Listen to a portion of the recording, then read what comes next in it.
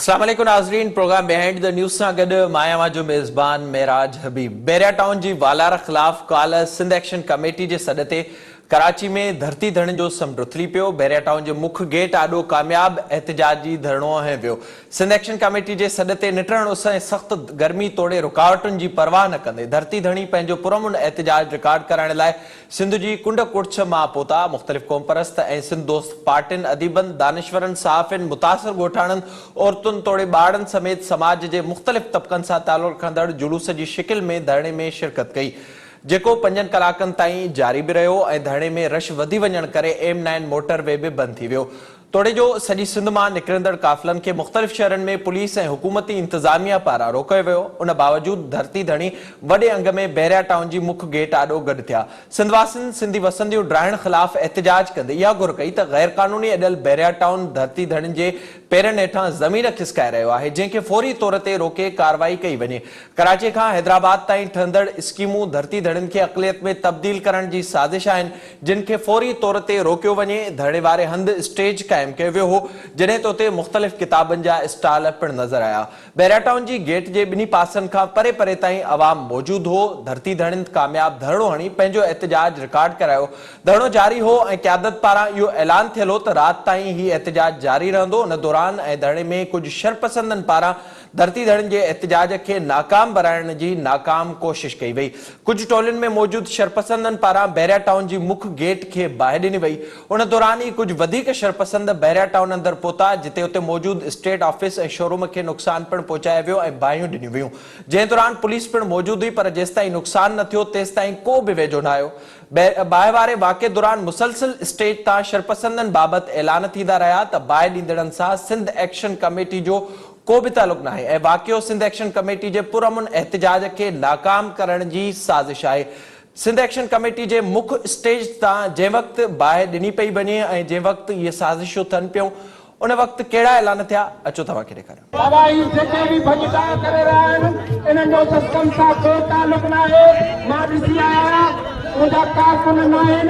जॾहिं मां कराची जो ज़िम्मेदार आहियां, मूंखे नथा सुञाणनि, मां उन्हनि खे नथो सुञाणां। मां ॾिसी आहियो कि मलिक आज़ाद जा माण्हू आहिनि, हे उन्हनि जा ॻाठ आहिनि जेके असांजे प्रोग्राम खे ख़राब करणु चाहिनि था। बाक़ाइदा मां सभिनी जा चेहरा ॾिसी आहियां। CCTV में असां उन्हनि जा फोटो रखिया आहिनि, असां उन्हनि मथां पाण फरियाद ॾींदासीं। जेके दहशतगर्दी कहिड़ा आहिनि, भले उन्हनि मथां कहिड़ो हुजे, पर असां सिंध एक्शन कमेटी जे तरफ़ां असां पाण उन्हनि मथां। जी नाज़रीन, सिंध एक्शन कमेटी जी मुख्य स्टेज तां थियल ऐलान अवां ॿुधा। उते मौजूदु सहाफ़ियुनि ऐं आम माण्हुनि तरफ़ां इहो ॿुधायो वियो आहे त ही शरपसंद अॻु उते मौजूदु हुआ। जीअं ई बाहि वारो वाक़ियो थियो त फौरन एक्शन जी तयारियुनि में मौजूदु पुलिस धरणे वारे स्टेज ते मौजूदु क़यादत ऐं अॻियां वेठल औरतुनि ऐं ॿारनि ते शेलिंग कई, जंहिं दौरान धरणो छिड़ विछिड़ थी वियो। क़यादत तक़रीरूं शुरू ई न कयूं हुयूं, नई धरणे जी करारदाद पेश कई वई हुई, उन खां अॻु ई अहिड़ी कोशिश कई वई। कालोके वाक़े दौरान बैरिया टाउन जी गेट, जेका तक़रीबन 5 फ्लोरनि जेतिरी आहे ऐं उन मज़बूत कंक्रीट ऐं सीमेंट खां ठहियल बैरिया टाउन जी गेट ॾिसंदे ई ॾिसंदे सड़ी रख थी वई। हिते कुझु सवाल पैदा थियनि था। मिसाल तौर धरणे खे नज़र में रखंदे बैरिया टाउन जी मुख्य गेट ताईं पहुचण लाइ रस्ता बंदि कया विया हुआ ऐं कंडेदार तारूं तोड़े कंटेनर पिणु लॻाया विया हुआ। उन बावजूदि कुझु शरपसंद अंदरि कीअं पहुता? पुलिस जी वॾी नफ़री बि उते मौजूदु हुई। उन सां गॾोगॾु बैरिया टाउन जी पंहिंजी सिक्योरिटी बि उते मौजूदु हुई। उन वक़्तु इहे शरपसंद अंदरि कीअं पहुता? जंहिं वक़्तु बैरिया जे मुख्य गेट ऐं बैरिया टाउन अंदरि शरपसंद दाख़िल थिया, उन वक़्तु पुलिस छो ख़ामोश तमाशाई बणियल रही? बाहि वारे वाक़े खां पोइ जेका गेट जी हालत थी, उनखे ॾिसी तोड़े उते मौजूदु माण्हुनि ऐं निकिरंदड़ धुएं मां इहो वाज़ तौर ते अंदाज़ो लॻाए सघिजे थो त छा बैरिया जे गेट खे को केमिकल लॻल हो जो सड़ी रख थी वियो। छा प्लान ठाहे धरणे खे नाकाम बणाइण जी कोशिश कई वई हुई? छा औरतुनि ऐं ॿारनि सां पोतल धरती धणी अहिड़ी कार्रवाई करे सघनि था? धरणे वारे हंधि क़यादत जे तक़रीरुनि ऐं करारदाद खां अॻु धरणे ख़िलाफ़ साज़िश कंहिं कई? अञा केतिरा ई काफ़िला पहुचणा हुआ। उन खां अॻु ई कार्रवाई लाइ तयार पुलिस शेलिंग छो शुरू कई? पुलिस शरपसंदनि खे रोकण ऐं गिरफ़्तार करण बदिरां एहतजाज ते वेठलनि ते शेलिंग छो कई? काल्ह वारे वाक़े बाद केस कंहिं ते दाख़िल थियो आहे ऐं गिरफ़्तारियूं कंहिंजूं थियनि पयूं? पुरअमन धरणे खे का बि कवरेज न ॾींदड़ नेशनल मीडिया ओचितो धरती धड़ियुनि ते इल्ज़ाम छो आया? पुरअमन धरणे ते ख़ामोश रहंदड़ पीपल्स पार्टी ऐं सूबाई हुकूमत तोड़े पीटीआई, एमक्यूएम ऐं जमायत इस्लामी कंहिं ते इल्ज़ाम हया आहिनि। हिन वक़्त बि सिलसिलो जारी आहे। लिसानी नफ़रत पखिड़ण जी कोशिश केरु पियो करे? कालावारी शरपसंदी जो सिधो सओ फ़ाइदो कंहिंखे वठण जी कोशिश कई आहे। काल्ह सिधो सओ पुरअमन एहतिजाज खे नाकाम बणाइण जी कोशिश कई वई, जंहिं बाद केतिरनि ई कारकुननि खे बसनि मां लाहे गिरफ़्तार कयो वियो आहे। स्क्रीन ते ॾिसी सघो था, कारकुननि खे बसनि मां लाहे गिरफ़्तार कयो वियो आहे। ही सॼी सूरत हाल बाद सिंध एक्शन कमेटी पारां इजलास सॾायो वियो ऐं जंहिंमें प्रेस कॉन्फ्रेंस दौरान शरपसंदनि खां न सिर्फ़ लातालगी जो इज़हार कयो वियो, पर उन्हनि ख़िलाफ़ शफ़ाफ़ जांच ऐं हर तरह जी कार्रवाई जो पिणु मुतालबो कयो वियो आहे। स्टेट तां उन्हनि शरपसंदनि सां लातालगी जो इज़हार कयो वियो। उन बाद जॾहिं सूरत हाल बिगड़ी, उन खां पोइ बि उन्हनि खां लातालगी जो इज़हार कयो वियो ऐं उन्हनि ख़िलाफ़ कार्रवाई करण जो मुतालबो पिणु कयो वियो, पर उन बावजूद केस कंहिं ते दाख़िल कया विया आहिनि। बैरिया टाउन में काल्ह पेश आयल वाक़े बाद सिंध एक्शन कमेटी पारां 9 जून ते सॼी सिंध में एहतिजाज जो सॾु ॾिनो वियो आहे। उन सां गॾु सिंध असेंबली आॾो धरणे जो पिणु चितार ॾिनो वियो आहे। पुलिस पारां सिंध एक्शन कमेटी जी क़यादत समेत 120 कारकुननि ते 3 केस दाख़िल कया विया आहिनि। केतिरा ई कारकुन हिन वक़्त बि गिरफ़्तार आहिनि ऐं जस्कम चेयरमैन सनान कुरैशी खे पिणु गिरफ़्तार कयो वियो आहे। शरपसंदनि जी जाइ ते पुरअमन कारकुननि खे गिरफ़्तार कयो पियो वञे। क़यादत ते बि केस दाख़िल कया विया आहिनि। वॾे अरसे बाद धरती धड़नि पारां कंहिं मामले ते ॿधीअ जो इज़हार कयो वियो, जंहिं ते केस दाख़िल कया विया आहिनि। जॾहिं कुझु वक़्तु अॻु मलिक रियाज़ ऐं उन जी सिक्योरिटी सिंध जे क़दीम ॻोठनि ते काह करे रही हुई त उन वक़्तु कुझु ऑफिसरनि खे मुअतल कयो वियो हो। बैरिया टाउन जे मालिक मलिक रियाज़ समेत कंहिं बि सिक्योरिटी एहलकार जी का बि गिरफ़्तारी न थी हुई। ही मामलो इंतहाई संगीन थींदो पियो वञे। सॼी सिंध पंहिंजो फ़ैसिलो काल्ह ॿुधाए चुकी आहे ऐं उन खां पोइ हिकु पासे सिंध एक्शन कमेटी उन में शामिल अॻुवाण ऐं उन्हनि सां ॿधी जो इज़हार कंदड़ माण्हू नज़र अचनि था, त ॿिए पासे सूबाई हुकूमत, Pakistan Peoples Party, PTI, MQM ऐं उन सां गॾोगॾु जमायत इस्लामी तोड़े ताक़तवर धुरियूं बीठल नज़र अचनि थियूं। काल्ह जेका ही कोशिश कई वई आहे शरपसंदी जी, इहो सिधो सो कोशिश कई वई आहे त इल्ज़ाम मड़िया वञनि क़यादत ते या जेके धरती धरणी पुरअमन एहतिजाज करे रहिया हुआ उन्हनि ते, पर ही जेका कोशिश आहे इहा नाकाम थींदे नज़र अचे थी। इन सॼे मामले ते पाण प्रोग्राम में ॻाल्हाईंदासीं। मूंखे हिन वक़्तु वीडियो लिंक ज़रिए जॉइन कयो आहे सीनियर तजनिगार आहिनि, राइटर आहिनि, जामी चांडियो साहब। सर, जी वॾी महिरबानी, thank you so much join करण जे लाइ। ऐं उन सां गॾोगॾु मूंखे फोन लाइन ते जॉइन कयो आहे एसयूपी जा सीनियर अॻुवाण आहिनि सैयद ज़ैन शाह साहब। साईं, अवां जी बि वॾी महिरबानी प्रोग्राम में जॉइन करण जे लाइ। शाह साहब, मां अवां खां शुरूआत कंदुसि। ज़ाहिरा काल्ह जेका सूरत हाल हुई, सिंध टीवी न्यूज़ जी टीम उते मौजूदु हुई शुरू खां वठी। सभ खां पहिरियां अवां पहुता हुआ ऐं इंतज़ामनि खां वठी सॼी सूरत हाल जो अवां जाइज़ो वरितो ऐं उन बाद कारकुन बि मुसलसिल अचनि पिया ऐं क़यादत बि पहुती। अवां ॿुधाइजो त ही जेको एहतिजाज जो सॾु हो सिंध एक्शन कमेटी पारां, उहो केतिरो कामयाब हुयो? हाणे कामयाबीअ जी ॻाल्हि त मुंहिंजे ख़्याल में सिंधी मीडिया सॼो ज़ाहिर कयो आहे ऐं असांजे मुंहिंजे घटि में घटि असांजे तवक़ुआत खां तमामु घणा दफ़ा वधीक अवामी शिरकत हुई, जंहिंमां ज़ाहिर थियो त 14 सालनि खां वठी पाकिस्तान पीपल्स पार्टी जी ज़मीनुनि जी जेका विकिणण आहे कराची, ख़ुसूसन मलीर ज़िलो, ठट्टो ज़िलो ऐं जामशोरे में, इन ते कावड़ ऐं चिड़ इन इलाइक़े में सख़्तु मौजूदु हुई ऐं मजमूई तौर ते ही जेको ॻोठनि खे लॾाइण लाइ जेको ऑपरेशन हो उन जे ख़िलाफ़ ॾुख ऐं कावड़ हुई ऐं उन ते सॾ ते यकजहतीअ ते असांजा कारकुन जिन खे जितां किथां रोकियो वियो, पर असांजे कारकुननि खां अलाए केतिरा दफ़ा वधीक मक़ामी सिंध जे माण्हुनि ऐं शिरकत कई, जेको उत्साहींदड़ हो ऐं यकीनन इहो असीं सम्झूं पिया त कामयाबु प्रोग्राम हो। ऐं इन अवामी रेफरेंडम इहो ॿुधायो त इहा जेको तव्हां बिलावल ज़रदारी जी जमायत ऐं हुकूमत जेका आहे या बादशाह एंड कंपनी जी सिंध गवर्नमेंट, इन जे इन पॉलिसी जेका ज़मीननि विकिणण जी पॉलिसी आहे उनखे कतई नापसंद कनि था ऐं रद्द कनि था। उन जे बुनियाद ते ऐं ईअं चवंदुसि न, पर नफ़रत अंगेज़ नारा बि लॻा पियो उन्हनि पार्टी जी क़यादत लाइ। तंहिंजे करे इहो उन्हनि खे हिकिड़ी सियासी पार्टी आहे, उन्हनि खे इहो सम्झी छॾणु घुरिजे त इन रुझान को सुठो कोन्हे, पर अफ़सोस थो चवणो पए जो हवस उन्हनि खे अंधो करे छॾियो आहे। मलीर ज़िलो खपाइण खां पोइ जामशोरो ऐं ठटे ज़िले ते नज़र विझी ऐं सॼो विकिरो कंदा पिया वञनि। उन करे असीं सम्झूं था त ही जेको कल्लोको वाक़िया आहिनि हिननि ते त पोइ जेॾीमहिल तव्हां ॻाल्हाईंदासूं हे नंढा हर्डल्स आहिनि। असीं पंहिंजे धरतीअ ते थींदड़ इन नाजाइज़ मनसूबनि वलार ऐं खे जे लाइ जिदोजहद कंदासूं। केस कॾहिं बि असांजी क़ौमी तहरीक या असांजा जेके बि सियासी वर्कर रहिया आहिनि असांजी क़यादत ते कॾहिं बि असरु न विधो आहे। अक्सर असांजूं क़यादतूं नज़रबंद रहियूं आहिनि ऐं जेल में रहियूं आहिनि। असीं दिलेरी सां हिननि जो मुक़ाबिलो कंदासूं ऐं ही त केस थर्ड क्लास थिया अथनि, दहशतगर्दीअ जा ऐं चोरियुनि जा हिननि जा थर्ड क्लास केस कया अथनि। पर जेकॾहिं असां इन खां वॾा ख़तरनाक कनि त असीं पंहिंजे मक़सद तां न मुड़ंदासूं। इहे केस ऐं गिरफ़्तारियूं असांजे मक़सद में रंडक न पवंदियूं।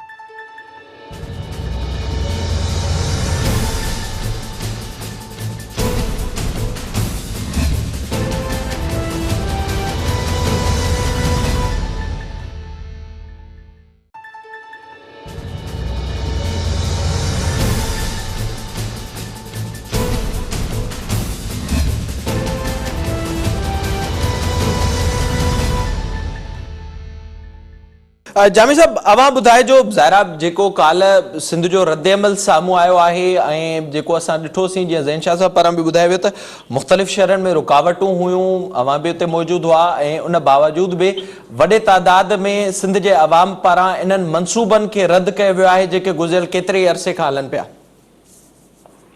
ॾिसो महराज, जीअं मूंखां अॻु में असांजे दोस्त ज़ैन शाह साहब ॻाल्हि बयानु कई ऐं दुरुस्त ॻाल्हि कई बिल्कुलु, त कल्ह मां पाण मूंखे मौजूदु हुउसि उन धरणे में एहतजाज में। हक़ीक़त इहा आहे त कालोको जेको एहतजाज हो उहो सिंध जो ॼण त मुतफ़िक़ा हिकिड़ो गजल पुरअमन आवाज़ हो ऐं जेके बि सिंध एक्शन कमेटी में धुरियूं शामिल हुयूं उहे सभु धुरियूं ऐं जेके माण्हू उन धुरियुनि में शामिल न हुआ कमेटी में उन्हनि पार्टियुनि जे माण्हुनि बि ऐं उन खां अलावा सिंध जे समूरनि बाशूर माण्हुनि, उहे सियासी कारकुन हुजनि, आम माण्हू हुआ, वकील हुआ, सहाफ़ी हुआ, नौजवान हुआ, भेनरूं हुयूं, मक़ामी माण्हू हुआ, कराची मां तमामु घणा माण्हू आया। त हक़ीक़त इहा आहे त सिंध एक्शन कमेटी जो कालोको एहतजाज मां चवंदुसि त उहो मुकमल तरह कामयाबु एहतजाज हो ऐं हिकिड़ो निहायत असराइतो एहतजाज हो जंहिंजे बारे में कंहिं बि माण्हू खे इख़्तिलाफ़ राय न हुई ऐं हिकिड़ो मुतफ़िक़ा क़िस्म जो गजल एहतजाज हो। ऐं उनजी जेका सघ साम्हूं आई उनजो सबबु ई इहो हो त उनखे सभिनी ओन कयो। उन में सभिनी माण्हुनि जी हिकिड़े क़िस्म जी साथी सां गॾोगॾु जज़्बाती शिरकत बि शामिल हुई। छाकाणि त जीअं ज़ैन शाह साहब ॻाल्हि कई, मां ॻाल्हि करणु चाहींदुसि त इहो जेको कालोको रद्दअमल हो पुरअमन एहतजाज वारो, उहो को हिकु ॾींहं जो मसइलो न हो या रुॻो को इहो फ़क़ति बहरिया टाउन जी स्कीम जो इशू न आहे रुॻो, जेतोणीकि उहो त बुनियादी तरह आहे ई आहे। पर तव्हां ॾिसो त ही गुज़िरियल 2008 खां वठी जॾहिं खां पीपल्स पार्टी हुकूमत आई आहे त ही जेको बहरिया टाउन ऐं केतिरनि स्कीमुनि में जंहिं फ्रॉड सां ऐं जंहिं बेदर्दीअ सां ऐं जंहिं मौक़े परस्तीअ सां ऐं मफ़ाद परस्तीअ सां सिंध जूं ज़मीनूं उन्हनि माफ़ियाउनि खे हवाले कयूं वयूं। रुॻो तव्हां बहरिया टाउन जो मिसाल वठो त जेका ही त मनसूबो जेको तमामु महदूद मनसूबो हो, उन मनसूबे जी असरोकी ज़मीन जेका उहा बि फ्रॉड सां हासिल कई वई। छाकाणि त मलीद डेवलपमेंट अथॉरिटी खे उहा ज़मीन सिंध गवर्नमेंट ॾिनी पंहिंजे कम जे लाइ ऐं उन्हनि वरी उन ज़रिए उहा सॼी ज़दादी वारनि उहा विकिणी ॾिनी बहरिया टाउन जी। पर हाणे त उहा वरी 50,000 खां बि अॻिते वधी वई आहे उहा सॼी जेका स्कीम आहे।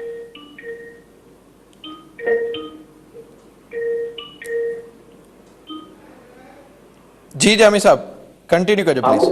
त मूं इहो पियो चयो त ही जेको रद्दअमल हो उन में ही सिर्फ़ु हिकिड़े मख़सूस ॾींहं जो मसइलो न हो। सिंध जे माण्हुनि खे ताज़ो तव्हां ॾिठो जेको बहरिया टाउन वारनि जीअं हमला कया ॻोठनि ते, त सिंध जे माण्हूअ खे इज्तिमाही क़िस्म जी कावड़ ऐं हिकिड़ी पंहिंजी वतन ऐं धरती जी वारसी वारी हैरत ऐं हिकिड़ो रद्दअमल हो हिन में जंहिंजो कल्ह सिंध एक्शन कमेटी सद ते माण्हुनि मोट ॾिनी ऐं माण्हुनि इज़हार कयो। ऐं ज़ाहिर आहे त इहा कालोको जेको एहतजाज हो उहो नरगो इंतहाई मुनज़िम हो, पुरअमन हो ऐं तव्हां असां हुते मौजूदु हुआसीं। तव्हां ॾिसो त सिंध एक्शन कमेटी जे स्टेज तां का बि गैर ज़िम्मेवारी कोन थी ऐं का बि गैर ज़िम्मेवाराना ॻाल्हि ॿाल्हि कोन थी ऐं हेठ अवाम भी इंतहाई मुनज़्ज़म ऐं पुरअमन हो, कंहिं बि शइ कंहिं बि हवाले सां का बदनज़मी न हुई, कंहिं बि क़िस्म जो ग़लति वाक़ियो न थियो। त मां सम्झो इंतहाई कामयाब एहतिजाज हो ऐं कल्ह सिंध जे माण्हुनि हिकिड़ो वाज़े न्यापो ॾिनो बैरिया टाउन खे बि, इन्हनि लैंड माफ़ियाउनि खे बि, सिंध हुकूमत खे बि ऐं उन्हनि समूरनि पावर कारीडोर्स खे बि जेके इन क़िस्म जे जुगाड़ी मंसूबनि में धरतीअ जी ज़मीन खे तीनवार कनि था। त सिंध जो माण्हू ॾिसो 21वीं सदी जो माण्हू आहे। जॾहिं सिंध जे माण्हूअ 50 जे ॾहाके में, 60 जे ॾहाके में, 70 जे ॾहाके में ऐं समूरी तारीख़ में कॾहिं बि पंहिंजे वतन ऐं पंहिंजे ॿोली या पंहिंजे धरती या वसीलनि सां जाती बर्दाश्त न कई आहे, त इहो कीअं मुमकिन आहे त अॼोके 21वीं सदी जो समाज जेको इंतहाई एडवांस सोसाइटी आहे, जंहिं वटि पंहिंजी ज़बान आहे, सोशल मीडिया जो दौर आहे, हर माण्हू ॻाल्हाइणु सिखी वियो आहे, त मुंहिंजे ख़्याल में कल्ह को जेको एहतिजाज हो उहो इंतहाई कामयाब हो, उनखे नाकाम करणु न खपे ऐं उहो मुतफ़िक़ा एहतिजाज हो ऐं सिंध जे माण्हुनि जो पुरअमन सियासी बग़ावती अंदाज़ हो ऐं जंहिं तमामु वाज़े जा हल उर्दू मीडिया जी कीअं करे पेश करे हल त उन्हनि खे कीअं को बि रुख ॾिनो वियो, पर सिंध जे माण्हुनि जो वाज़े आवाज़ दुनिया ताईं पहुतो त सिंध जो माण्हू हुकूमतुनि ऐं लैंड माफ़ियाउनि खे ईअं छिड़वार न छॾींदो त उहे बि हिन 70 करोड़ सिंधियुनि जे रूबरू ईअं धरती खे नीलाम कनि ऐं ईअं ॻोठनि ते हमला कनि ऐं माण्हुनि खे हैरेस कनि ऐं हिकिड़ो क़िस्म जा ई जुगाड़ी मंसूबा शुरू कनि। इन करे इहो कालो को जेको एहतिजाज हो इहो हिन लैंड माफ़ियाउनि जे जुगाड़ी सरमाएदाराना मफ़ाद ऐं हुकूमतुनि जे गठजोड़ जे ख़िलाफ़ हो ऐं मां सम्झो उन लिहाज़ सां इहो हिकिड़ो कामयाब तरीन मुतफ़िक़ा क़ौमी एहतिजाज। अच्छा, इन ते पाण ॻाल्हाईंदासीं। साईं ज़ैन शाह साहब ऐं जामी चांडियो साहब असां सां गॾु आहिनि ऐं अव्हां जे साम्हूं सॼी सूरत हाल बि असां रखंदासीं। जेको काल्ह वारो वाक़ियो थियो उन ते ख़ासि करे ॻाल्हाईंदासीं। ते वक़्तु थियो आहे नंढे ब्रेक जो, असां सां गॾु रहिजो।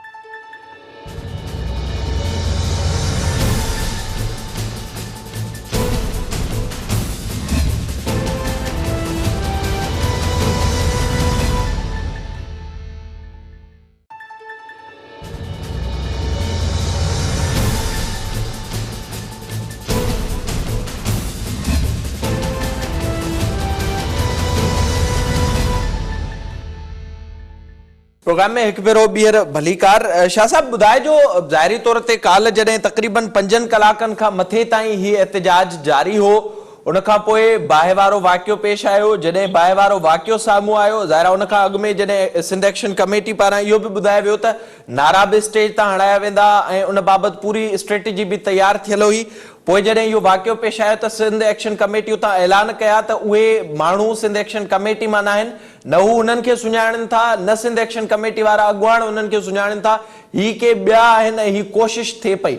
उन बावजूद जेको काल्ह ही सिलसिलो शुरू थियो आहे ऐं मुसलसल जेका तनक़ीद जा रुख मोड़िया पिया वञनि, हिकु ताक़तवर एहतिजाज खे नाकाम करण जी नाकाम कोशिश थिए पई, उन ते अव्हां जो छा रद्द अमल आहे ऐं अव्हां ॿुधाइजो त काल्ह इहो वाक़ियो कीअं साम्हूं आयो?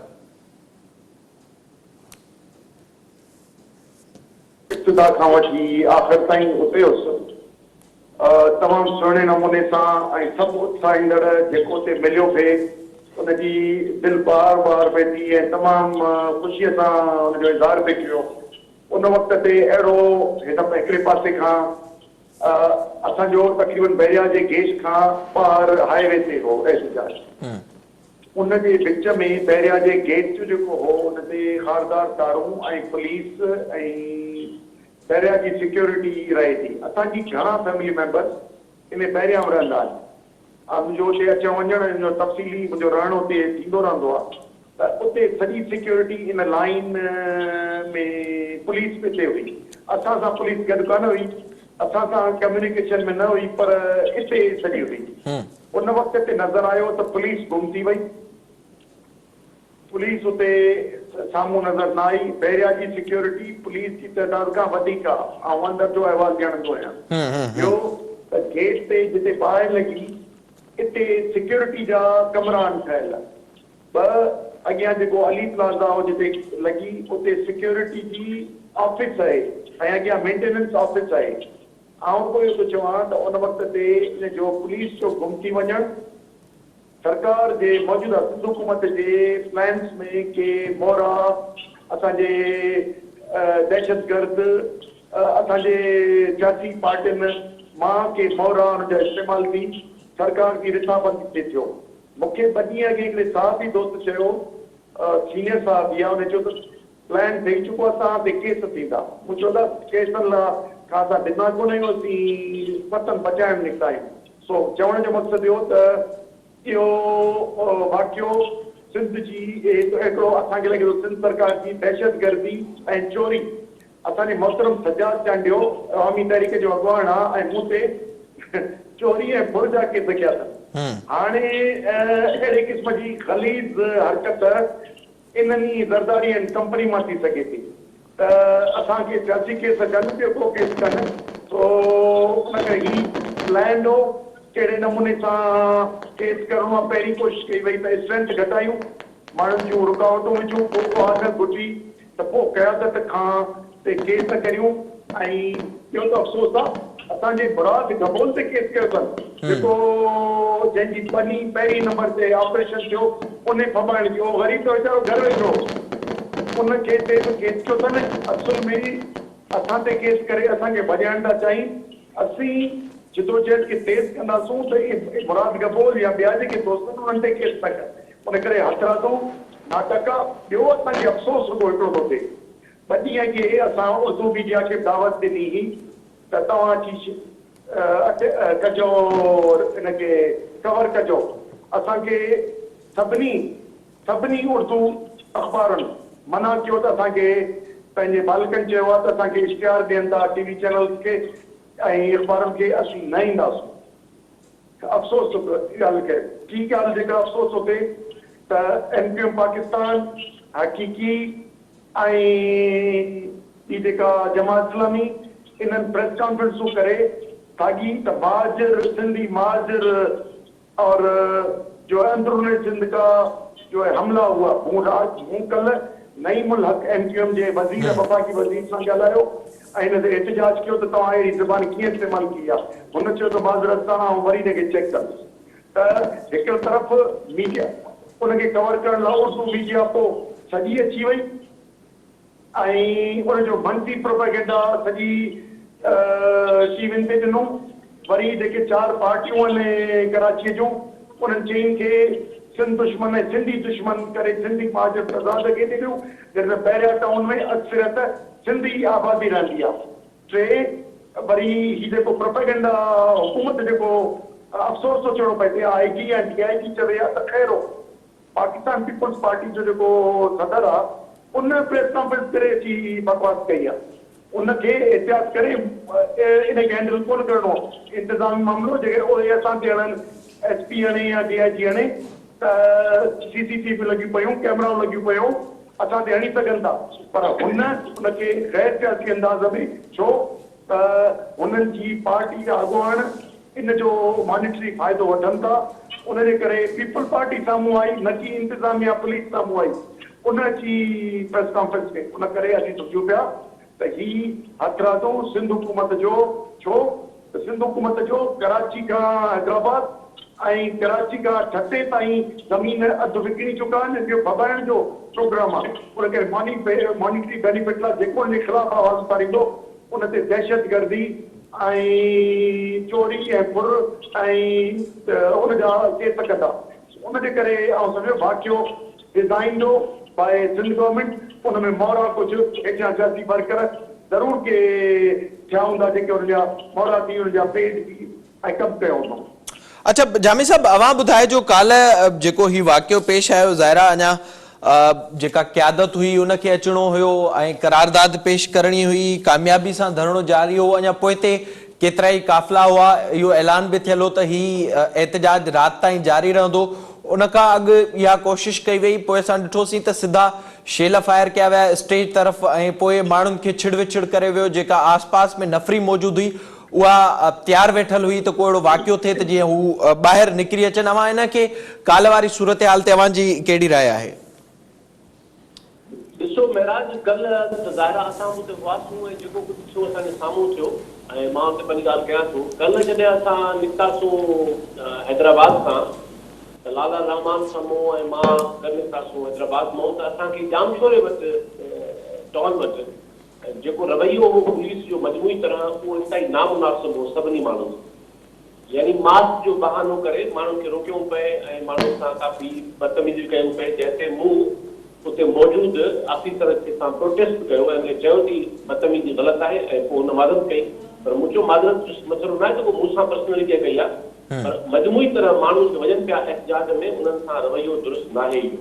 सो इहो तजुर्बो असांखे थियो। वरी असां जॾहिं कल्ह एहतिजाज में वियासीं पए त विच ते बि सुपर हाईवे ते हिकु जाइ ते ट्रैफिक ब्लॉक थी वई, असां ब्लॉक पासूं बीठासीं, उते बि पुलिस रोके वेठी बहरहाल माण्हुनि खे। त इहे सूरत हाल हुई। हाणे जॾहिं धरनो शुरू थियो, एहतिजाज शुरू थियो त उनमें का बदमज़गी न हुई, का उनमें बदइंतज़ामी कोन हुई, कंहिं बि क़िस्म जो मनफ़ी रवैयो कंहिंजो बि साम्हूं न पिया आयो। जॾहिं फॉर्मली रस्मी तौर ते प्रोग्राम शुरू थी वियो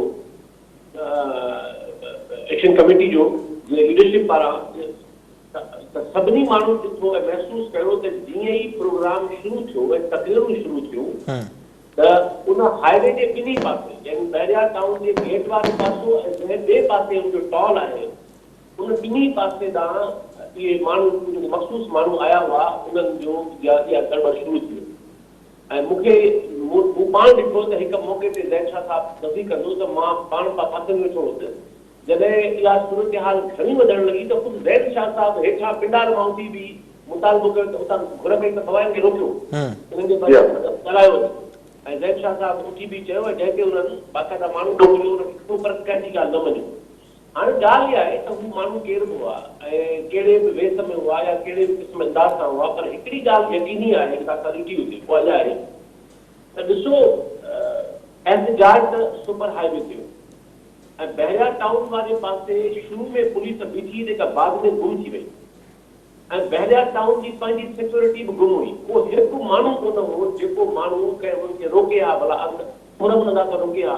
ऐं कंहिं बि बहरिया टाउन वारे पासे जंहिं वक़्तु हिननि कार्रवाई शुरू कई प्रॉपर, जेके माण्हू मुदोरी हुआ, त को बि माण्हू उन्हनि खे झलण वारो कोन हो, उन्हनि खे रोकण वारो कोन हो, बिल्कुलु हिकिड़ो ओपन स्पेस हो। ऐं ज़ाहिर आहे जॾहिं माण्हू उन्हनि बिगोस माण्हुनि खे ॾिठो त कोई झलण वारो कोन्हे त पोइ उन्हनि सॼो कुझु कयो।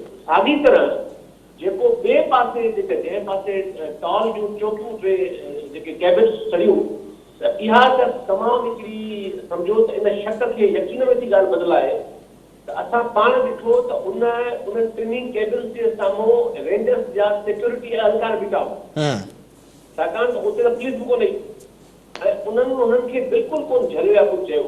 ऐं माण्हू सभु हैरान हुआ त आख़िर हुननि जे रूबरू साम्हूं हिकिड़ा माण्हू बाइक ते ॾेई रहिया आहिनि त उनखे झले छो पियो वञे।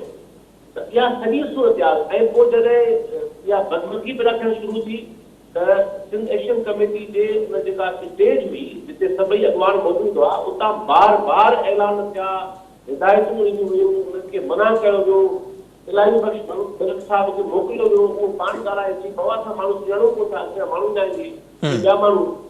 त मतिलबु त जिन बि विगोड़नि कयो उन्हनि खे मुकमल आज़ादी हुई ऐं उन्हनि खे मुकमल स्पेस हो, कंहिं बि क़िस्म जी झल पल उन्हनि खे न हुई ऐं उन्हनि में इहे सॼी कार्रवाई कई। हाणे जो ॿी ॻाल्हि थी, जॾहिं इहो सभु कुझु थी चुको, यानी बाइंग ॾियण वक़्तु ऐं केबिन साड़ियूं वयूं, हेॾा बहरिया टाउन जे अंदरि घिरी विया माण्हू, वञा कयूं, जेको बि थियो ॿाहिरि लॻी सभु कुझु थियो। इन सॼे अमल में पुलिस या हुकूमत जो या बहरिया टाउन जे तरफ़ां सिक्योरिटी जो को बि माण्हू नज़र न आयो जेको उन्हनि खे फॉर्मली झले बि हा हिकु ज़िमेवार अंदाज़। पर जॾहिं इहा सभु कुझु थी चुको त पोइ फौरन शुरू थी वियो ऐं फौरन हुननि जो एक्शन शुरू थी वियो, माण्हुनि सां गिरफ़्तारियूं थियूं। त मतिलबु हीअ असांखे बि सॼी उमिरि गुज़री आहे सियासी जलसनि में, जुलूसनि में, एहतिजाजनि में, गुज़िरियल 20-25 सालनि खां असां रहिया आहियूं। हीअं त कॾहिं बि न थियो आहे त जेके विगोड़ करण वारा विगोड़ करे रहिया हुजनि त उन वक़्तु स्टेट मौजूदु न हुजे, हुकूमत मौजूदु न हुजे ऐं का बि पुलिस जी मौजूदगी मौजूदु न हुजे। ऐं जॾहिं इहो सभु कमु थी वञे त पोइ पुलिस अचे ऐं पोइ पूरो एक्शन खणे ऐं पूरो ज़ाहिर गंदो प्रोग्राम टाइट कयो आहे। त इन सॼी सूरत हाल मां इहो शक तब्दील थो थिए त एॾी जेको हुननि खे फ्री स्पेस मिलियो ऐं बिना झल पल जे सभु करे सघिया, इहो जेको माण्हुनि जो जेको शक आहे उहो यकीन में बदिलिजे थो, यकीन जो प्लान इन हेॾे वॾे पुरअमन अवामी एहतजाज क़ौमी एहतजाज खे ग़लति रुख ॾियणु, उनखे ग़लति पासो में वठी वञणु, उनखे बेलाइन करणु, बदनाम करणु, नाकाम करण जी कोशिशि कई। इहा सॼी सूरत हाल आहे। ऐं मां इहा ॻाल्हि चवणु चाहींदुसि आख़िर में हिन ॻाल्हि ते त जेके विगोड़ करे विया, मायूं ॾेई विया, उन्हनि मां कोई न झलियो आहे। गार्डन में लाए माण्हू गिरफ़्तार थिया। अॻवान स्टेज ते बीठा जेके झले रहिया माण्हुनि खे न कयो, उन्हनि मां कंहिं बि स्टेज वारनि माण्हुनि ऐं जेके हेठि माण्हू हुआ त जेके विगोड़ करे विया उन्हनि खे स्पेस ॾियणु, तव्हां सभु कुझु कयो ॻाल्हियुनि जो, ऐं जेके पुरअमन अंदाज़ सां अॻवान स्टेज ते हुआ या कारकुन हेठि हुआ, माण्हू हेठि हुआ, आम माण्हू हुआ,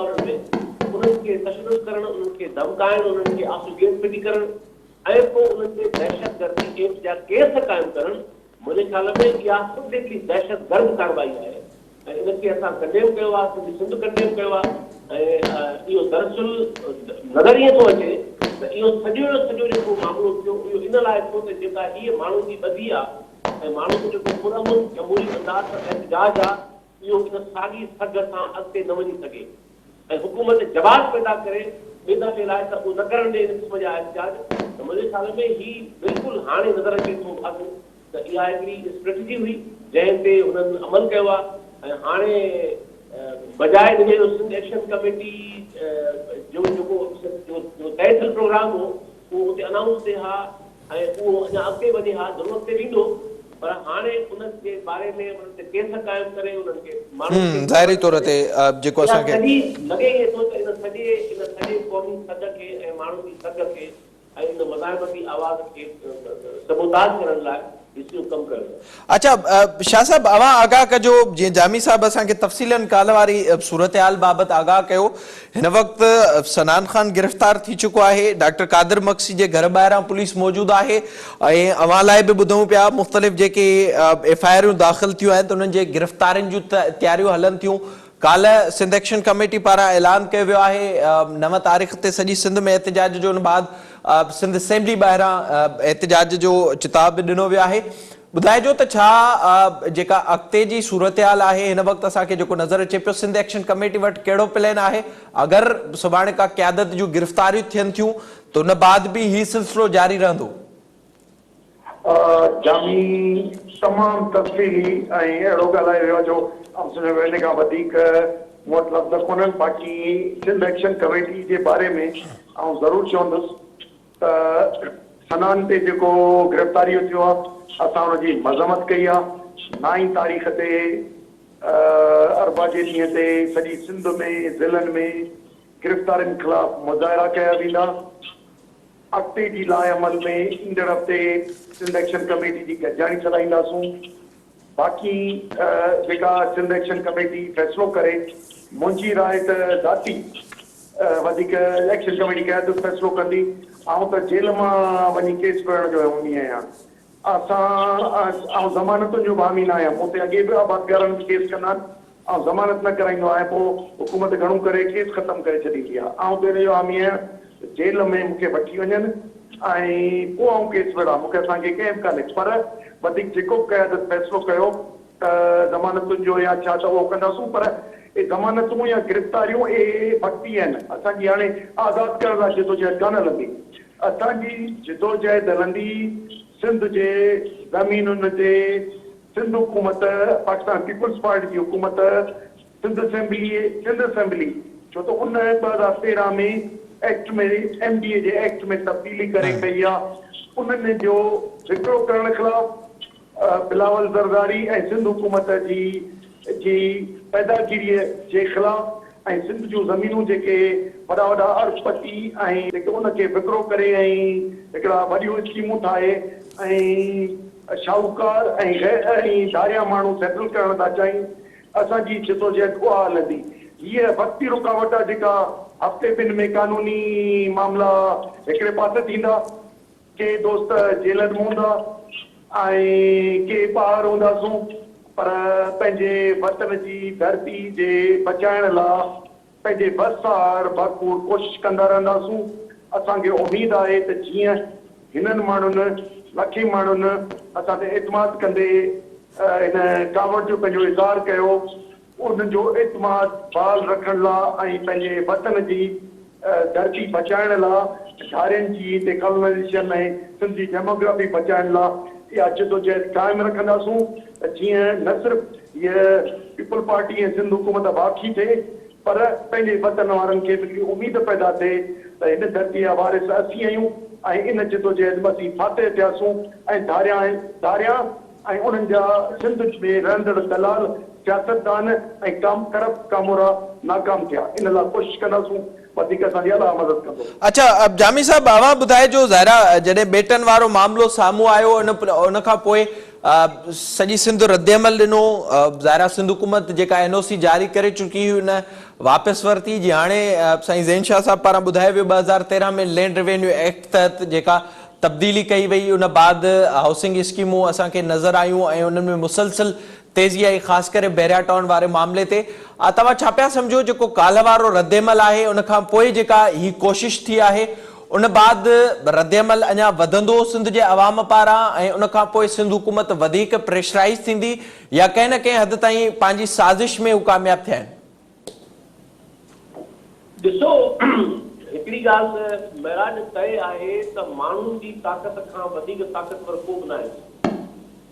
माण्हुनि जे ॿधी ऐं माण्हुनि जे सियासी ऐं शऊर ऐं फ़हम खां वधीक माण्हुनि जी पुरअमन जमहूरी मज़ाहिमत खां वधीक का बि जो ताक़तवर न हूंदी आहे दुनिया जो मञियल हिकिड़ो उसूल ऐं तजुर्बो आहे। इन करे हीउ जेको गठजोड़ आहे लैंड माफ़ियाउनि जो ऐं हुकूमत जे उन्हनि सां पूरी भाङे भाईवारी जो उहो हिकिड़ो त एक्सपोज़ थींदो आहे। चवंदा आहिनि त ॾोह अधु त तॾहिं मतिलबु मुंहिंजो कमु लही करे एक्सपोज़ थी वेंदो आहे। हाणे सिंध जो बचो बचो इहा बिल्कुलु फ्रॉड आहे ऐं तव्हां ॾिसो त मां सम्झां थो त हीउ जेको गलोको एहतजाज हो उन बहरिया टाउन खे बाहि जो नुक़सानु कोन थियो आहे उनजो फ़ाइदो थियो आहे उनखे पर जेको उन्हनि खे असुलु नुक़सानु थियो आहे उहो सियासी नुक़सानु जेको असांजे पुरअमन जेको एहतजाज हो पंहिंजी आवाम जो उनजो न्यापो हो त माण्हू क़बूल न कंदा। त मां सम्झां थो त हाणे सिंध हुकूमत ते बि सख़्तु दबाव वधंदो ऐं हिननि लैंड माफ़ियाउनि ते वधंदो ऐं ॿियूं क़ुवतूं जेके नज़र नथियूं अचनि साम्हूं जेके हिन सॼे पावर नेक्सस में आहिनि ऐं हिननि सां गॾु बीठियूं आहिनि उन्हनि ते दबाव वधंदो त हीअ जेका ॾिसो हीअ जेका सॼी जेका लहर आहे इहा तरक़ी न आहे। तरक़ी उनखे चइबो आहे जंहिंमें मक़ामी माण्हुनि खे फ़ाइदो हुजे मक़ामी माहौल खे फ़ाइदो हुजे ज़मीन खे फ़ाइदो हुजे सॼी ज़िंदगी खे फ़ाइदो हुजे। हीअ कहिड़ी तरक़ी आहे तव्हां हज़ारे लखे एकड़ ज़मीन फ्रॉड सां वठो ऐं पूरनि फ्रॉड जे तरीक़नि सां तव्हां उन ते धारियुनि जी आबादकारी करे कानून ठाहियो ऐं पोइ हुकूमतुनि सां गठजोड़ करे उन्हनि साज़बाज़ करे तव्हांखे पैसा ॾियो। जंहिं तरक़ीअ में आम माण्हू जो फ़ाइदो न आहे धरती जो फ़ाइदो न आहे धरती वासियुनि जो फ़ाइदो न आहे उते जे माहौल जो फ़ाइदो न आहे उहा तरक़ी कोन चइबी आहे। इन करे असां इहा ॻाल्हि सम्झूं था त न हीअ अर्बनाइज़ेशन आहे ऐं न हीअ तरक़ी आहे हीअ हिकिड़ो फ्रॉड आहे ऐं हीअ हिकिड़ो ज़मीनुनि खे हिकिड़े नाजाइज़ तरीक़े सां कब्ज़े करण जो हिकिड़ो सिलसिलो आहे त मुंहिंजो इहो बिल्कुलु पुख़्तो बेसाव आहे। ऐं जीअं असांजे दोस्त भाउ ज़ैन शाह साहब चयो ॿियनि सभिनी दोस्तनि जो ख़्यालु आहे त हीअ सिंध जो जेको शऊर आहे उहो हिनखे सम्झी चुको आहे हिन फ्रॉड खे ऐं इन जे बारे में बसि करे न वेहंदो ऐं इहो अॻिते वेंदो केस क़ाइमु करण सां को फ़र्क़ु कोन पवंदो पाण हिन में तेज़ी ईंदी त हीउ जेको सिंध जो माण्हू थी पियो आहे इहो बसि करे न वेहंदो ज़ाहिर आहे। जीअं मूं सवेर चयो त इहो कालोको जेको एहतजाज हो को हिकु ॾींहुं जो एहतजाज कोन हो त हीउ कालोको एहतजाज हिन समूरनि माफ़ियाउनि ॾे जेको पैगाम हो त इहो ॾींहुं ॾिसे धाड़ो सिंध क़बूल न कंदी ऐं उहो न्यापो बिल्कुलु कामयाबी सां वियो आहे ऐं माण्हुनि खे उत्साह मिलियो आहे ऐं मां सम्झां थो त हीउ जेको हिकिड़ो मुतालो करणु खपे असां मां तव्हांजे TV जे तवसु सां कयां थो ऐं मूंखे पक आहे सिंध एक्शन कमेटी बि कंदी पंहिंजे प्लेटफॉर्म तां ऐं ॿिया ज़रूरु कंदियूं ऐं वकील दोस्त बि केस फाइल कंदा त इहो पधिरो कयो वञे त तव्हां हेसि ताईं गुज़िरियल 13 सालनि में सिंध जी केतिरी ज़मीन कंहिंखे ॾिनी आहे मतिलबु सिंध जे माण्हुनि जो हक़ आहे त उहो असेंबली में ॿुधायो वञे उहो रिकॉर्ड पेश कयो वञे त आख़िर सिंध जी सुपर हाईवे जी ज़मीन नेशनल हाईवे जी ज़मीन सिंध ज़िलनि में ज़मीनूं हे जेका गुज़िरियल 13 सालनि में पीपल्स पार्टी जी हुकूमत केतिरी ज़मीन ॾिनी आहे मुख़्तलिफ़ कंपनियुनि खे लैंड माफ़ियाउनि खे इदारनि खे ऐं जेके दुरियूं आहिनि त मुंहिंजे ख़्याल में हीउ कुझु अॻुवां में कमु करणु न खपे इहो कहिड़ो फ्रॉड आहे इहा ज़मीन जो रिकॉर्ड पधिरो थियणु खपे ऐं इन बारे में ख़ुदि मां त इन राय जो आहियां ऐं मुतालबो कयां थो त Sindh high court supreme court किथे आहे? उन्हनि जो त मतिलबु उन्हनि जो त कमु आहे त तव्हां सिंध हुकूमत खां तफ़सील वठो त तव्हां हेसि ताईं कहिड़ियुनि कहिड़ियुनि धुरियुनि खे ऐं कंपनियुनि खे ज़मीन केतिरी ॾिनी आहे, तव्हांजे साम्हूं अछा करा पधरा थी पवंदा। इन करे हीउ जेको सिंध जे अंदरि पंहिंजी ज़मीन जे मालिकी जो सवाल उथियो आहे, इहो बस कोन थींदो, इहो पुर अमन जमहूरी अंदाज़ सां अॻिते वेंदो, मूंखे पक आहे। वॾी महिरबानी जामी चांडियो साहब ऐं सैयद ज़ैन शाह साहब असां सां गॾु मौजूदु हुआ। ज़ाहिरी तौर ते ही जेका कोशिश थी आहे काल्ह ऐं इन में वाज़ तौर ते ही जेका जदोजहद आहे इहा अॻिते वधंदे नज़र अचे पई। जीअं जामी चांडियो साहब ॿुधायो पई त इन सूरत हाल खां पोइ अगरि वधीक गिरफ़्तारियूं थियूं त अवाम वाज़ तौर ते वधीक रद्द अमल बि पंहिंजो ॾेखारींदो ऐं ही काल्ह जेका बहरिया टाउन जे गेट आॾो एहतजाज हो या सिर्फ़ शुरूआत हुई। वाज़ तौर ते सिंध एक्शन कमेटी पारां ऐं सभिनी शामिल अॻवाननि पारां बि इहो ई मुतालबो कयो पियो वञे त जेके बि शरपसंद उन्हनि कार्रवाइनि में मुलविस हुआ उन्हनि खे ॻोल्हे CCTV कैमरा मौजूदु आहिनि उन्हनि ख़िलाफ़ कार्रवाई कई वञे ऐं जेके बेक़सूर कारकुन आहिनि जिन खे गिरफ़्तार कयो वियो आहे या क़यादत ख़िलाफ़ जेके कोशिशूं हलनि पियूं उन्हनि जी वाज़ तौर ते रोकथाम करणु घुरिजे। ऐं पीपल्स पार्टी जे लाइ बि इन बाबति अहम फ़ैसिलो आहे ऐं पीपल्स पार्टी खे बि इहो फ़ैसिलो करणो आहे त हू हिन वक़्त में कहिड़े पासे ॾांहुं बीठल आहे। नेक्स्ट प्रोग्राम जो वक़्तु मां ॼाणी ते पहुतो पंहिंजे मेज़बान मेराज हबीब खे ॾींदा इजाज़त। अल्लाह ने